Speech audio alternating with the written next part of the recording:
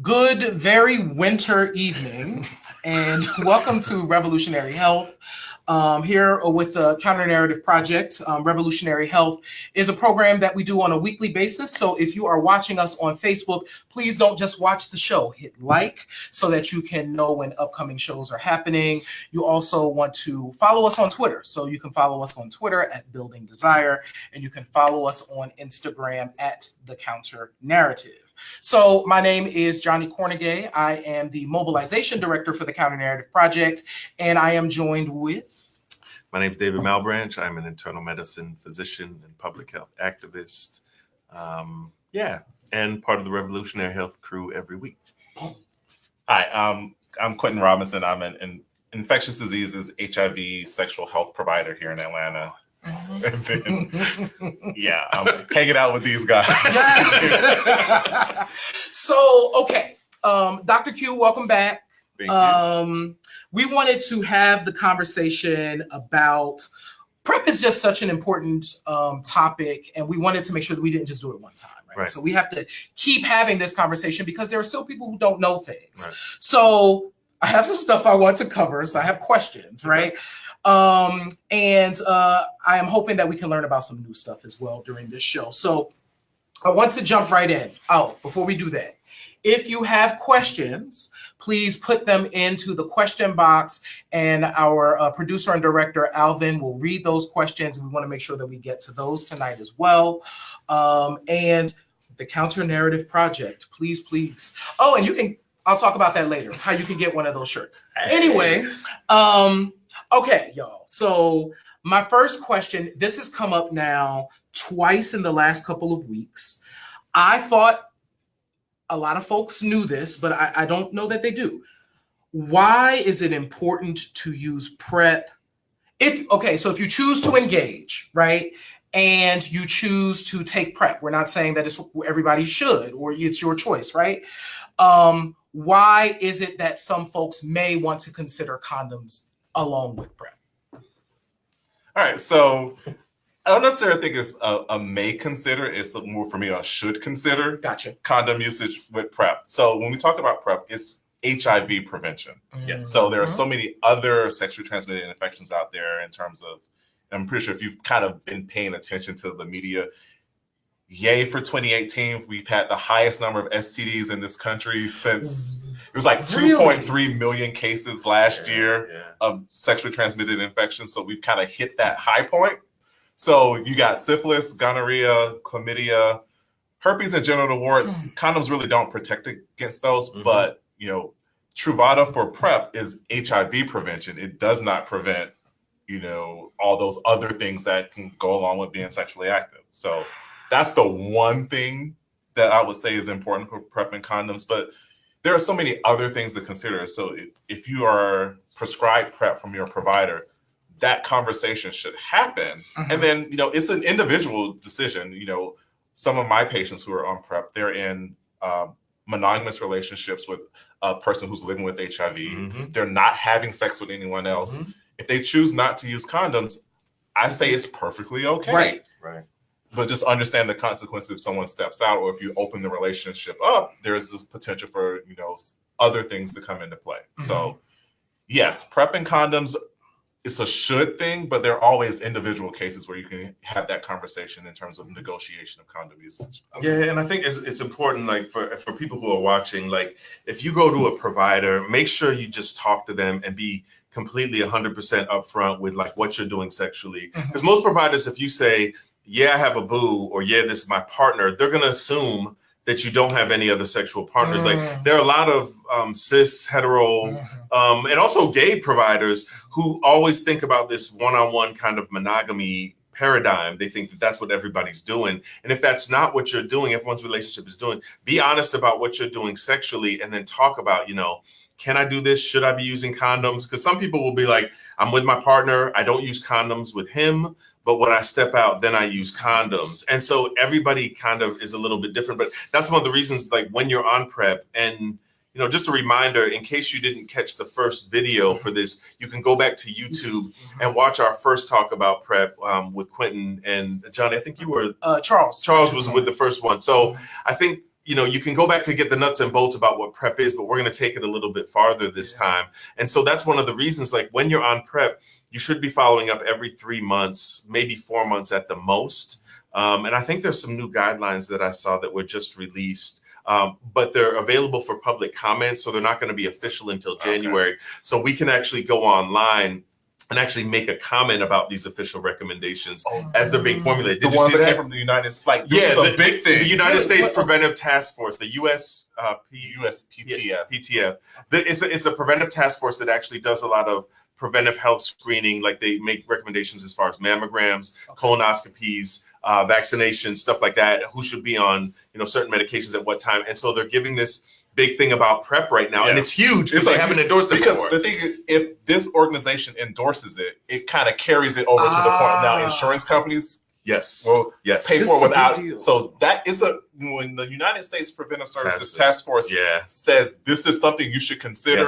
People actually listen, so that's a huge thing for PrEP now. So hopefully it will generate much more conversation amongst providers who actually do a lot of preventive health, and then insurers who pay for it, and then probably generate more conversation other than what we've been having. Yeah, and I think a lot of medical providers, whether they be PAs or NPs or doctors, actually go by those guidelines. So if they recommend it, we're actually going by these guidelines to decide what we need to do for our patients for their preventive health. And so sexual health being a part of that, what we're going to be recommending is, as we always do with PrEP, is you come in every 3 months and get STI screening in addition to the HIV test and everything else that you get at the time. And that's probably part of the reason why we're seeing more of the STIs is that we're screening a lot more. Like there's always this argument with PrEP, like, oh, the people who have PrEP are just fucking more. So they're going out and they're doing this and they're not using condoms. They're saying, oh, I'm on PrEP, so I don't use condoms. And that's why we're seeing more STIs. The counter of that argument is that we're actually screening more, or you're looking for more. So whenever you look for a disease more, you're going to tend to find it more. So depending on what you feel, like some people are like very hardcore. Why do I need to take a blue pill when I can just use condoms? They're the ones that are saying the STI rate is because of PrEP. Right. The other people, the other side, are the ones that are saying, well, maybe it's because we're just screening more. So that's always a debate that we have. But it is important to consider condoms, should use condoms with PrEP. It's not something that you have to do one or the other. They're not mutually exclusive. So if you're on PrEP, realize that you can still use condoms, and probably should, because it'll be helpful in preventing other STIs. Really quickly about, STIs in general. So I know that we're talking about PrEP here, but I think it's important that we just go here for a second. Testing, I know that not everything. So if I go into my doctor and I'm like, I want to get tested for STIs, what are they testing me for? So I don't know if I really should share a personal experience. I think you should. This is revolutionary health. So I decided to actually do the right thing and do what most doctors don't do, is actually go and have a physical. So actually, I had one on camera. You can see that on YouTube. So I actually took care of my own health. So I went and had a physical with the general internist, and the doctor's fantastic. But when it got to that conversation, it was like, "Hey, do you want an HIV test?" I was like, "Sure." It's like, "Well, do you want to get tested for other STDs?" I was like, "Sure." And they were like, "Okay, we'll do a urine test for gonorrhea and chlamydia, and we'll do a blood test for syphilis." And then there was no other conversation about who I have sex with, how I have sex. And I was like, because I teach do this every day, and because I actually give this lecture to other doctors, I was like, yeah, I'm not saying anything. And I did, only because it's a personal thing about, I don't like going into spaces saying that I'm a doctor, because sometimes you do get treated differently. At least, because this was an initial visit. Didn't know anything about me. And so it was just kind of one of those like, oh, this is a teaching point. So when I go for my follow-up, we'll have the conversation. But it was one of those things. So yes, when you're getting screened for STDs, the question that should come from the provider is, who do you have sex with? How do you have sex? And what parts of your body do you use for sex? Wow, I've never. I mean, there's a way to ask it, but depending on the conversation and the patient in front of me. And that's also the best way to word that, is because you have a lot of gender non-conforming and trans folk out there. Absolutely. That you're not talking about these kind of heteronormative paradigms. So you have to ask, like, what body parts are you using? Where are you putting them? Like, what's going in what orifice? And I wouldn't use the word orifice, but what hole are you putting what body part in? And just mention it like that. And then that way, people will feel comfortable about that instead of and then based upon the answer to the question of what parts of your body you're using for sex, then determines what areas I'm going to test. So Gotcha. I think David coined it, and I think we all kind of just the triple dip or something. Triple dip, yeah. What is the triple dip? So specifically talking about men who have sex with men. No, we're specifically talking about men who have sex with men. Okay. Or, you know, that's the clinical term, or gay Black, men. black, gay, bisexual men. Yeah. Mhm. So if you use your mouth for oral sex, either, you know, giving or receiving, Okay. you have the risk of getting gonorrhea or chlamydia in your throat. Yes. And you can have that and not have any symptoms. Mhm. So there is no blood test that will pick that up. You actually have to stick a cotton swab in your mouth and swab the back of your throat, and that goes to the lab. If your penis goes in the mouth or your penis goes in an anus, hopefully we've modernized it and no one's actually sticking a swab into your urethra anymore, which health departments used to do. Some places still do. You can get away with just having you urinate in a cup. Thank you, Jesus. Yeah. But some places still actually will. And then the other one is if you engage in anal intercourse, if you're a bottom, Mhm. you should have Your ass swab. your butt swab. Now, the interesting thing, because I love Australia, Australians are so sexually progressive. They did a study that looked at gonorrhea and chlamydia, and they found that in men who have sex with men who use saliva as lube, there was an increase in the transmission of rectal gonorrhea.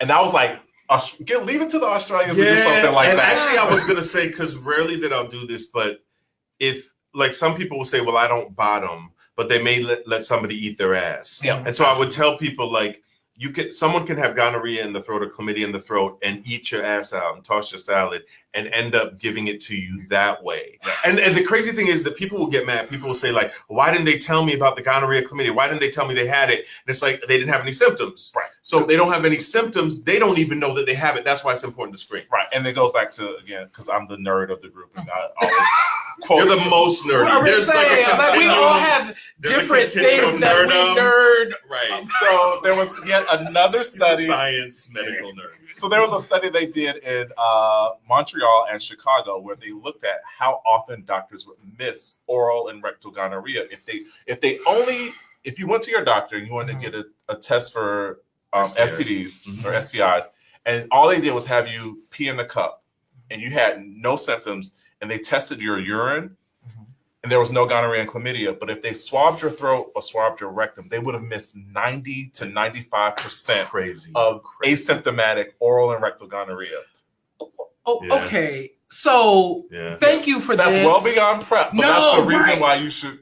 You should get your STI testing every time you come in. Yeah, it's astronomical. So if you are a gay man, if you have a man who has sex with other men, if you are having sex with other people like that, and you're putting different body parts into different holes, you're doing all this other stuff, and the doctor only asks you to pee in a cup, you need to stop and say, Wow. can you swab my throat and swab my ass? Because this is what I'm doing. And if they don't do that, you need to ask them to refer you to some place that can do it.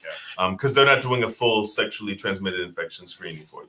The reason why I bring this up, and I'm surprised by all the things that both of y'all just said, because I have been on PrEP twice. Mhm.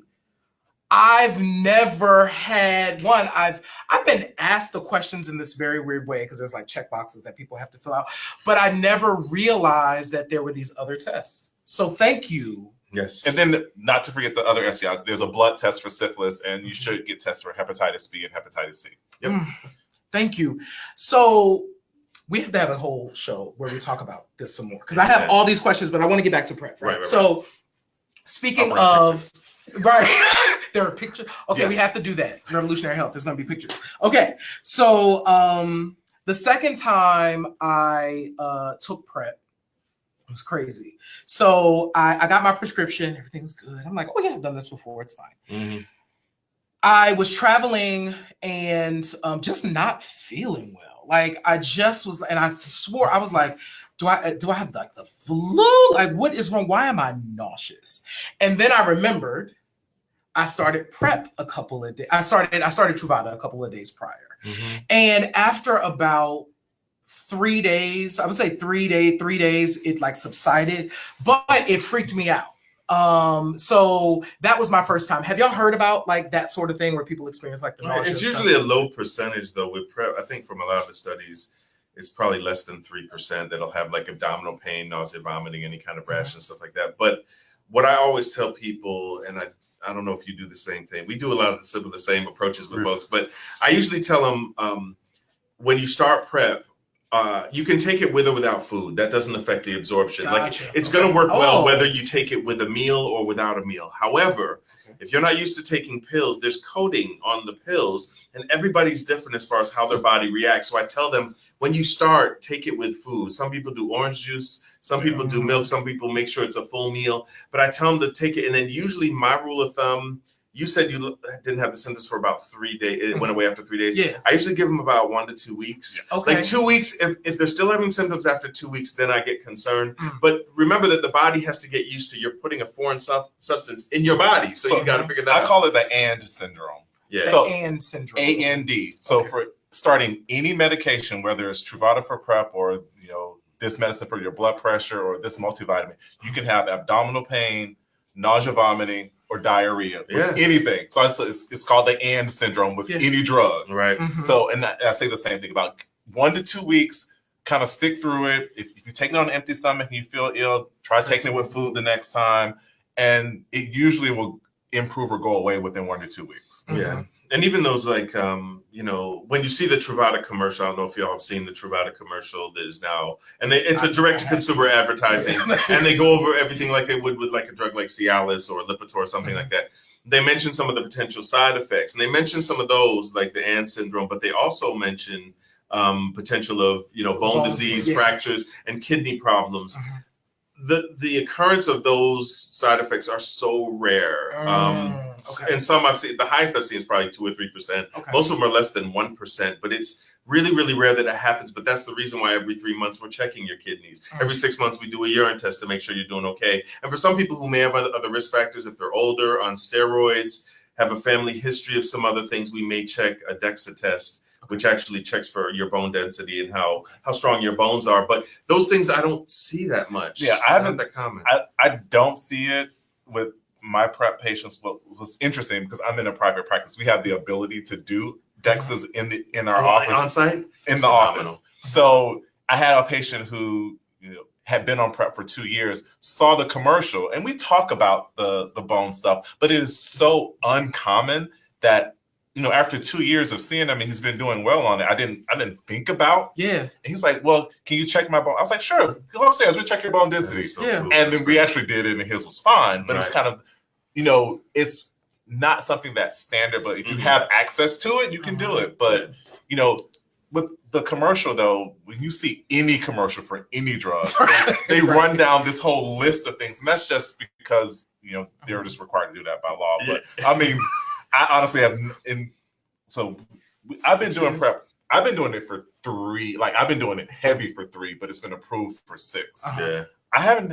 I mean, the most I've seen, and it's the conversation I have with patients, is a little bit of change in their kidney function. But if I find out that they've been taking 800 milligrams of Motrin for 2 weeks, so it's again, we have the conversation, but if it's gotten so bad to the point that I say, you know what, this is not an option for you right now. I have not had to do that. And people get freaked out. Like on every medication, there's that package insert that has the laundry list, and you can open it up and there's all this small print, and they go through a lot of the side effects. But what you have to understand, it's potential side effects. It's not definite side effects that are going to happen. But if you were to open it, I had to explain to a brother the other day who tested positive for HIV, and we started him on a medication, and he was like, "Oh my God, are these all the side effects I'm going to have?" And I was like, "Look, if you went and got a thing for Motrin or Tylenol, you would read that laundry list as well. But we take these things every day as if they're easy. But when it's potential side effects, it could be just about anything. But the reality is, like Quintin said, we don't really see it that much. So PrEP is really, really safe. It's really We have safe. actually more issues with Tylenol than you Than do you do with with PrEP. Interesting. Yeah. Okay.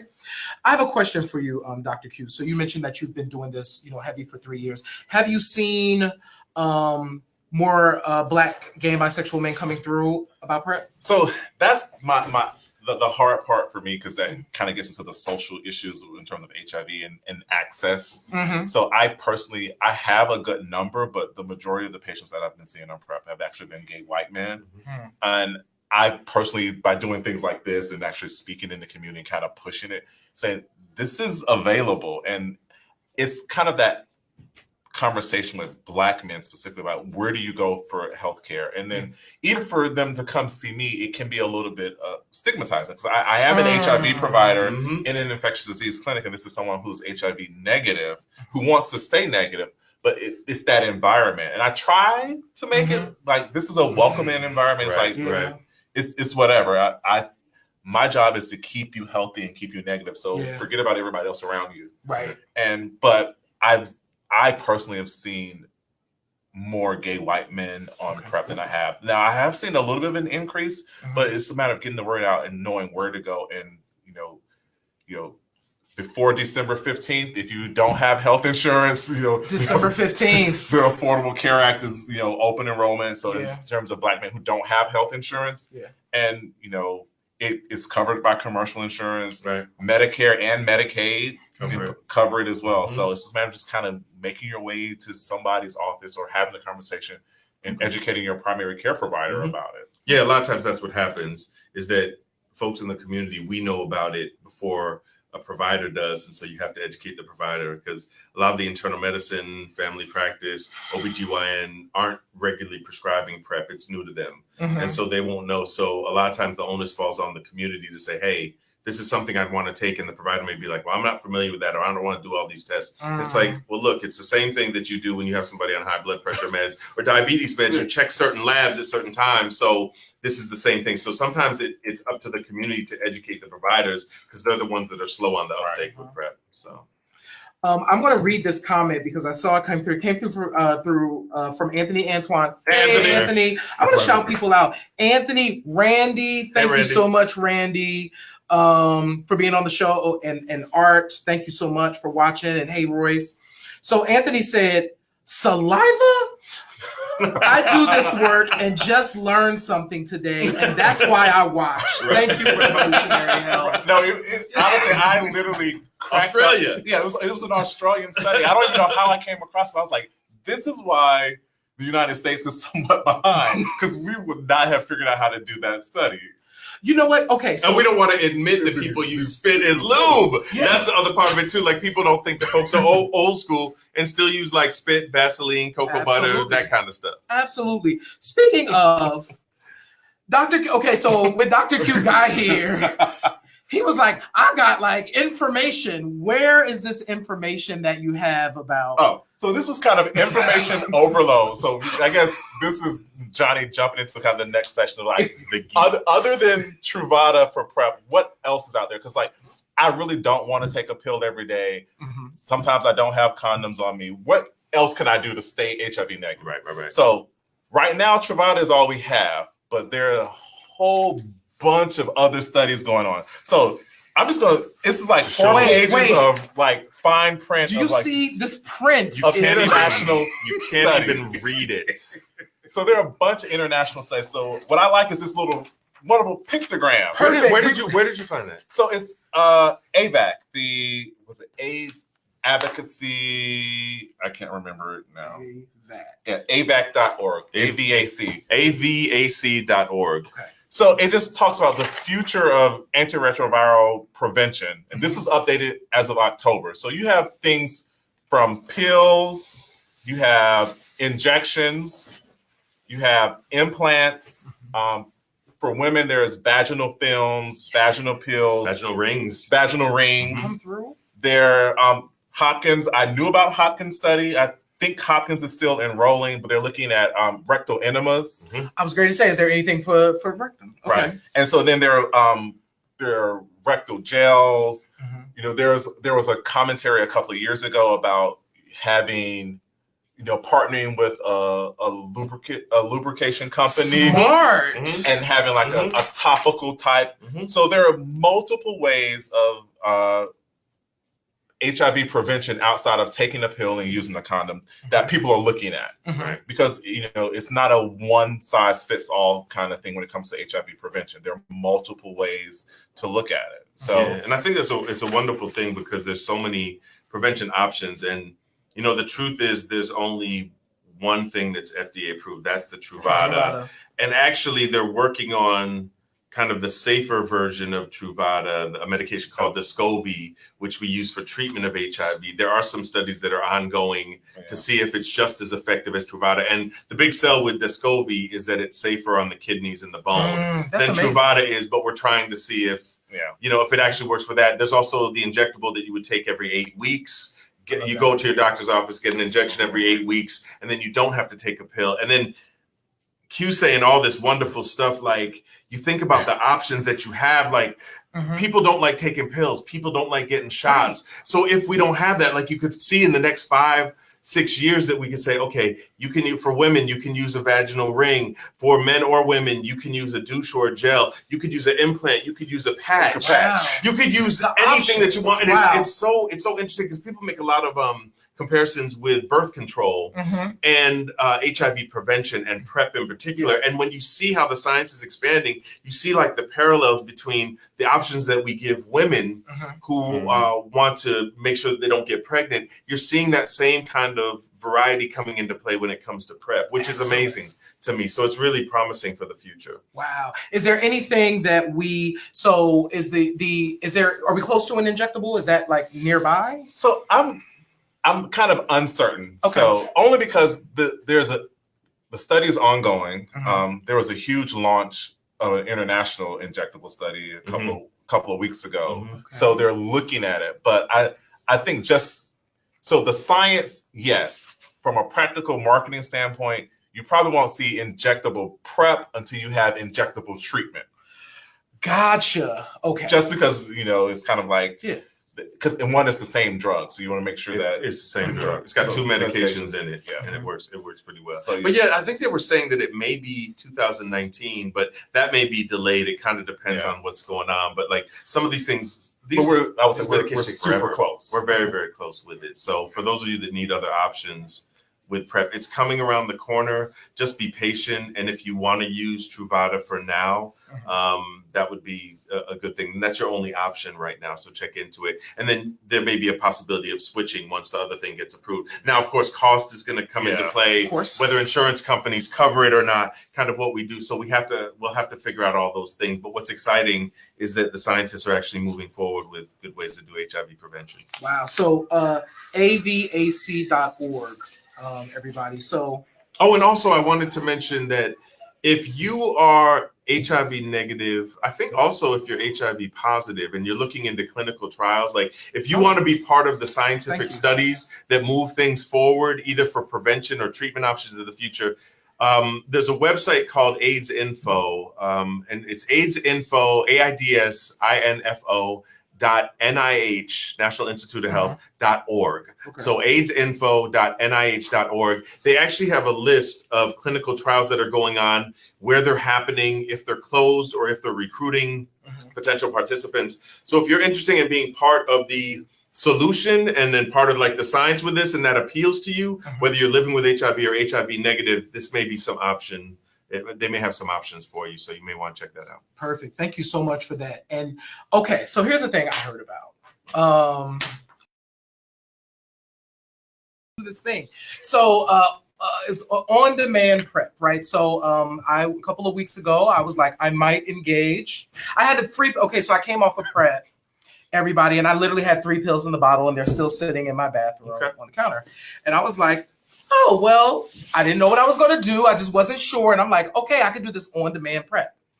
None of that happened. So I was like, my 3 pills are still sitting there. So the hookup didn't happen? The hookup didn't happen. Everything happens for a reason. Right. I'm so booked. I didn't have time. Right. So, but on-demand PrEP, can you talk to us a bit about that? So on-demand PrEP. Break it down, Q. So on-demand PrEP is essentially taking Truvada for PrEP around the time that you are sexually active. So what is currently recommended and what has been studied is that you take 2 pills 24 to 2 hours before you engage in sexual activity.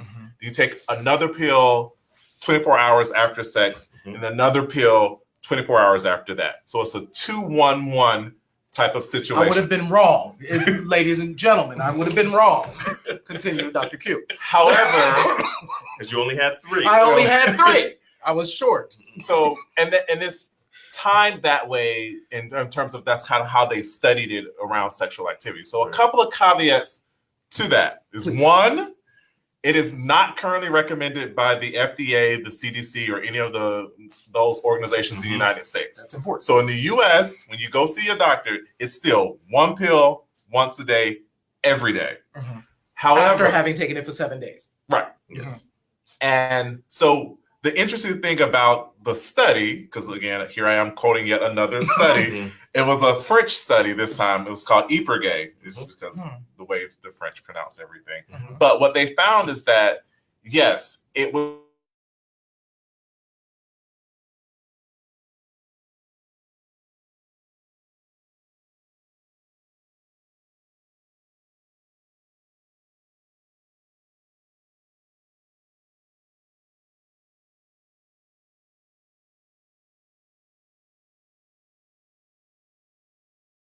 sex 3 times a week, you're taking actually more than 1 pill a day. Yes. 12 pills. Close to 12 pills. Right. So I think on the US side of it, it's like, yeah, you should really just take it every day. Right. And you'll be just as covered. But there are some situations where that works. If you are someone who's sexually active, but you're very infrequently sexually active, this would be a great option for you. You don't have to deal with the toxicities of long-term use.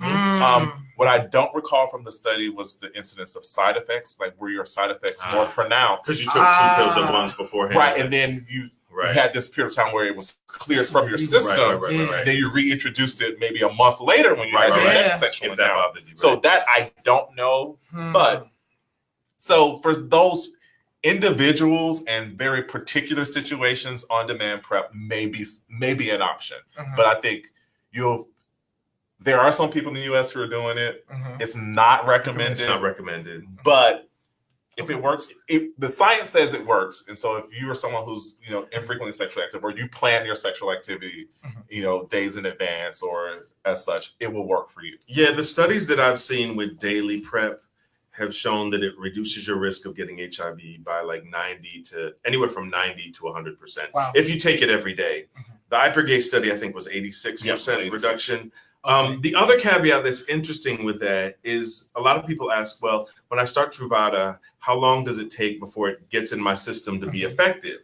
And so the typical response that we give is it's 7 days for the blood, 7 days for rectal tissue, and 20 days for vaginal tissue. That's right, 20 days for vaginal. Europe, I think, has some different studies now where they're saying it's actually 7 days across the board to get penetration into blood, rectal, and vaginal tissue. But in the United States, we're still using that 7 for blood, 7 for rectal, 20 days to get effective in the vagina.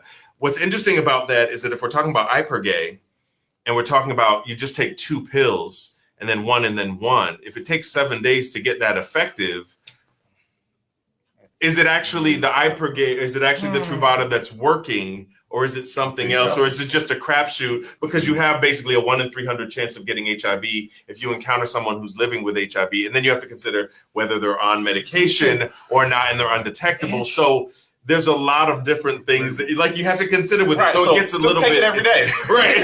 So the simple thing is that to keep it simple for yourself, keep it by like what you do every day. So you wash your ass every day. So keep it by your towel or something like that. You brush your teeth every day. You keep it by that. If breakfast or dinner is your favorite meal of the day, keep it somewhere near that where you can actually be reminded to use it. Or what a lot of patients are doing nowadays that I see is doing a phone reminder. Absolutely. Just setting a phone reminder at the same time every day, and it goes off and it's like, oh shit, I got to take my meds. And that's either if you're living with HIV and taking HIV treatment, or whether you want to take PrEP. I think it's a good idea regardless. But given all those considerations with PrEP and with on-demand PrEP, it is kind of one of those things like just take it every day. Consider it like a vitamin. Yes. Listen, Good thank combo. y'all for one. I'm glad I learned a lot. And I'm glad I did. 4, not 3. It's 4, not 3. See, I would have been wrong, y'all. So grateful for you, Dr. David and Dr. Q, for setting me straight. Right. Thank you to all of you for watching Revolutionary Health tonight. Before I give my close, we're going to congratulate Dr. Malbranch. Yes. You got a proclamation from the city of Atlanta last week. Thank you. You're very welcome. So for all of the work that you do, and so we want to congratulate you. Yeah, and also a blessing. I don't really tout, I tell Charles, I tell Johnnie, I tell Alvin, everybody that I don't really like awards. Like it's better if like a patient or someone from the community says something to me. But I also, this Saturday, I'm going to be honored by the Black AIDS Institute. Yeah! They're heroes in the struggle. I'm being awarded with Lettucey, Billy Porter, Gabriel Maldonado, Gabrielle Sidibe, and I think one other person. And they're also doing a tribute to Phil Wilson, who was who's been the head of the Black AIDS Institute for a long period of time because he's actually stepping down and retiring. So that's going to be in LA on Saturday night. Wow. So it's really an honor and a blessing. I thank the Black AIDS Institute. I've never been out there for the award. And it's hosted by, what's his name? Jesse Smollett? Smollett, yeah, Excellent. from Empire. So it should be a fun time. So we'll see what happens. But yeah, I'm very thankful and appreciative. Listen, congratulations. Thank you, sir. On that. Okay, so a couple of things. You can still vote for Revolutionary Health. Oh yes. If you go to bit.ly/CNP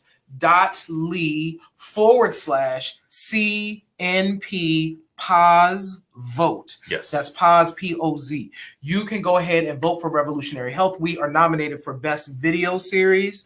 And actually, World AIDS Day is the last day that you can vote. So World AIDS Day is on Saturday. Yeah. So vote now. So if you're watching this right now, just go ahead and go vote. And you can vote as many times times you want. Just Last keep time I voting. checked, we were actually in the lead. Yeah. I think we were winning. And we were actually going against a group in Australia Yeah. that does video. So please vote for us so Please the Australians vote. don't beat us. Yeah. So we do love everybody. Yeah. We love everybody. But And please their vote. saliva. We Yes. love everyone and their saliva. So keep on with your saliva, Australia.